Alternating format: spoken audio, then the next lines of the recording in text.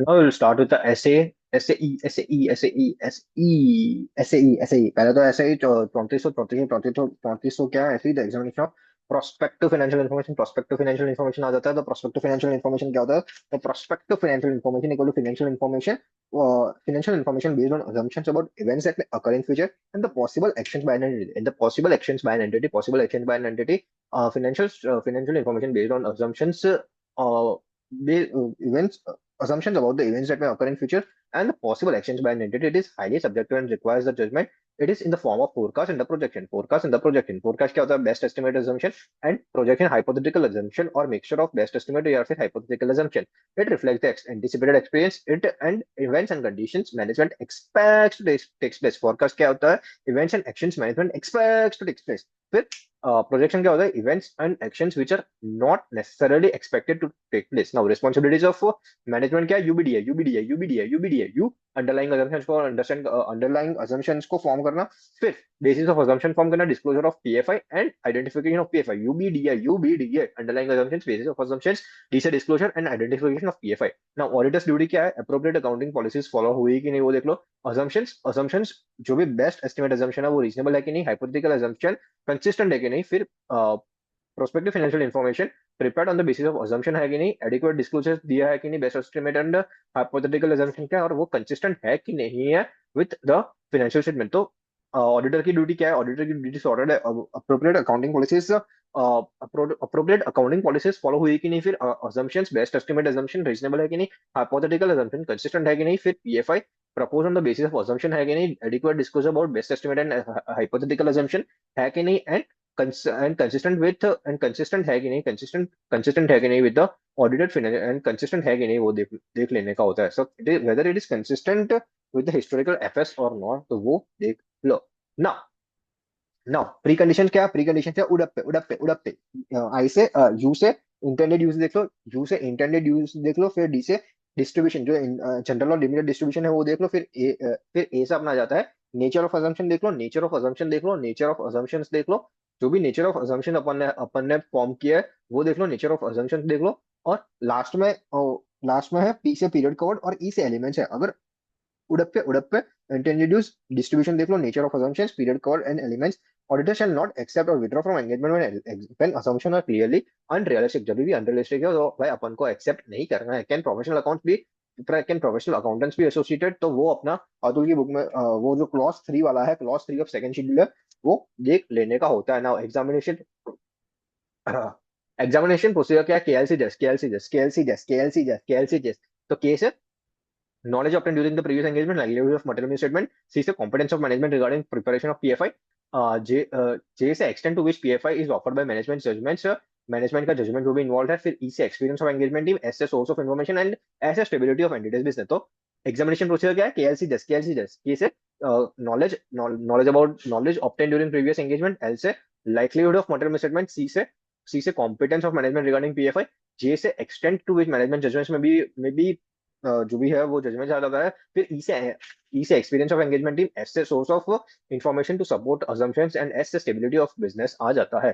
फिर presentation and disclosure of PFI. Presentation informative होना चाहिए, मिसलीडिंग नहीं होना चाहिए। डिस्क्लोजर किस किस चीजों का होना चाहिए? Accounting policy, assumptions used with their nature, date of PFI, फिर basis of establishing points of a range and change in accounting policies along with the reasons and the effect thereof। तो presentation informative होना चाहिए, misleading नहीं होना चाहिए। Disclosure किस चीज का? अकाउंटिंग पॉलिसीज का। assumptions used with their nature, date of PFI, basis of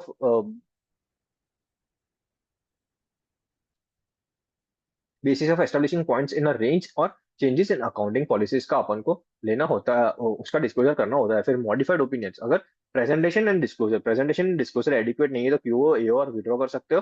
फिर assumptions not provide reasonable basis, तो ए और विड्रॉ।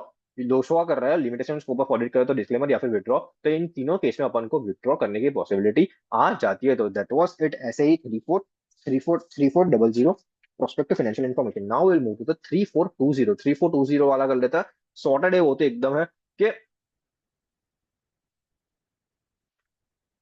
3420 तो ये अपना है यूएफआई। यूएफआई मतलब यूएफआई मतलब जो हिस्टोरिकल फाइनेंशियल है। तो हिस्टोरिकल फाइनेंशियल इंफॉर्मेशन पे अपन जब भी proforma adjustment historical financial information का जब भी प्रोफोर्मा एडजस्टमेंट्स करता है तो वो पीएफएफआई बन जाता है। तो अब ये डील्स विद क्या करता है, फालतू पॉइंट है कुछ नहीं है, वो टाइम पास है ना। स्टेप्स क्या है, स्टेप्स इन्वॉल्व क्या है, तो पहले तो है यूएफआई। यूएफआई का सोर्स क्या है, UFI unadjusted financial information. Unadjusted financial information का सोर्स कौन सा है वो देख लो। अनएडजस्टेड फाइनेंशियल इन्फॉर्मेशन का सोर्स क्या है वो देख लो। फिर identifying source of unadjusted financial information, फिर मेकिंग द प्रोफोर्मा एडजस्टमेंट, और और presenting the PFFI with the disclosures. तो presenting the PFFI with the disclosures, तो ये अपने स्टेप्स क्या है, अनएडजस्टेड का सोर्स एडजस्टमेंट्स कर लो, और प्रोफोर्मा फाइनेंशियल इन्फॉर्मेशन का प्रेजेंटेशन और डिस्क्लोजर प्रॉपर है कि नहीं।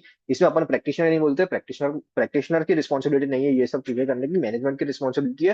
तो अपनी रिस्पॉन्सिबिलिटी क्या है, तो अपनी responsibility reasonable assurance should be provided on the basis of the applicable criteria. ना एंगेजमेंट एक्सेप्ट करने के टाइम पर अपन को क्या क्या देखना है, एंगेजमेंट एक्सेप्ट करने के टाइम क्या देखना है। अब अब ऐसे 210, अब ऐसे 210, तो ए से औकात देख लो, फिर एप्लीकेबल क्राइटेरिया देख लो, बात है मतलब वर्डिंग ऑफ ओपिनियन, औकात कैपेबिलिटी, ए से एप्लीकेबल क्राइटेरिया सुटेबल है कि नहीं, फिर वर्डिंग ऑफ ओपिनियंस बातें देख लो। And obtain an agreement from the management that it acknowledges and understands its responsibility for the applicable criteria for, उसकी रिस्पॉन्सिबिलिटी क्या है, एडिक्वेटली डिस्क्लोजिंग एप्लीकेबल क्राइटेरिया, फिर compiling the PFFI and SA210 are all info, access to all info, access to any additional info, and unrestricted access to the people and access to the individuals in acquiries company also, वो भी दे देना होता है। फिर planning and performing the engagement में क्या है, तो वो तो अपन सॉर्टेड है कि भाई ऊपर जितना भी पड़ा ना उसके ऊपर से ही बेसिस के हिसाब से पॉइंट लेना है, क्या सोर्सेज ऑफ यूएफआई प्रॉपर है कि नहीं, फिर एप्लीकेबल क्राइटेरिया सुटेबल है कि नहीं, प्रेजेंटेशन ऑफ पीएफएफआई प्रॉपर किया है कि नहीं, एडजस्टमेंट जो भी किया है वो अच्छा है कि नहीं, फिर डब्ल्यू आर ले लो ऐसे 320 के हिसाब से, मटीरियलिटी चेक कर लो, फिर कंपाइलेशन पीएफआई का, प्रोस्पेक्टिव फाइनेंशियल पीएफएफआई का अप्रोप्रिएटनेस चेक कर लो। तो ऊपर जितना भी पड़ा अभी तक, जितना भी पड़ा ना, उसको समेट समेट के कुछ भी लिख देना है, उसको समेट के सब पॉइंट्स लिख देना है। तो ये अपना हो गया planning and performing the engagement. Now opinion, अगर अनमॉडिफाइड देना, अगर अनमॉडिफाइड कब देंगे, जब मैनेजमेंट ने अप्लाइड क्राइटेरिया के हिसाब से कंपाइल किया है तब अपन अनमॉडिफाइड देंगे। अगर मॉडिफाइड देना है, तो अगर लॉ एंड रेगुलेशन बोल रहा है कि हाँ भाई तुम दे सकते हो, तो प्रैक्टिशनर कर सकते हैं मॉडिफाइड। बट अगर लॉ एंड रेगुलेशन प्रिक्लूड्स क्या मॉडिफाई नहीं दे सकते, तो प्रैक्टिशनर नहीं देगा, डिस्कस विद मैनेजमेंट करेगा। और अगर मैनेजमेंट चेंजेस नहीं करती तो विड्रॉ कर लेगा, या फिर लीगल एडवाइस ले लेगा। और रिपोर्ट में जो फालतू का पॉइंट्स है वो तो ठीक है, रिपोर्ट तो बाद में देख लेना।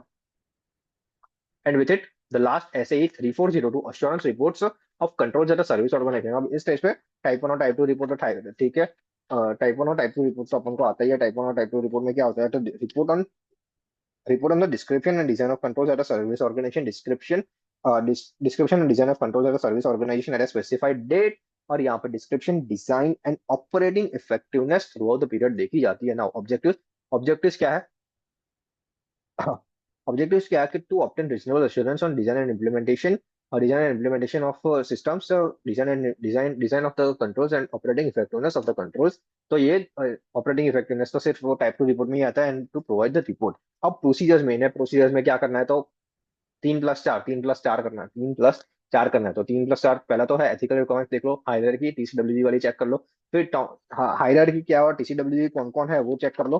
फिर अपना आ जाता है टर्म्स ऑफ एंगेजमेंट देख लो, मटीरियलिटी देख लो, मटीरियलिटी सेट कर लो, डिटर्मिनेशन ऑफ मटीरियलिटी, फिर understanding of SO organization system, फिर understanding obtain evidence regarding design and description of controls, operating effectiveness. तो ये 3 पॉइंट यहाँ पे आ जाते हैं।